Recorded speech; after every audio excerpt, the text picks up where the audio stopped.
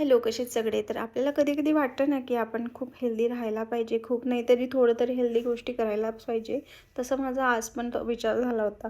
तर मी येऊन काय केलं ना, अगोदर पावसामुळे मला पूर्ण भिजलेली होती, त्यामुळे अंघोळ तर करायचीच होती. त्यामुळे मी येऊन अगोदर डाय लावून घेतला होता केसांना.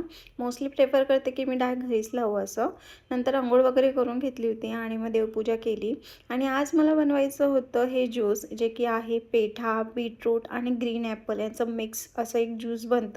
हे मी अगोदर पण बनवलेलं आहे. त्याची टेस्ट चांगलीच लागते म्हणून हे बनवायची परत इच्छा पण झाली होती माझी. सो त्याला थोडीशी प्रोसेस आहे. अगोदर हे पूर्ण कटिंग वगैरे करावी लागते आणि मग मिक्सीमध्ये फिरवून घ्यावं लागतं आणि ते मिक्सीमध्ये फिरत नाही लवकर. त्याला थोडंसं हलवून पाणी टाकून पूर्ण फिरवावं लागतं, तेव्हा तो एक ज्यूस बनवून रेडी होतो. ज्यूस नाही बनत तो पण आणि आपल्याला त्याला गाळावं लागतं.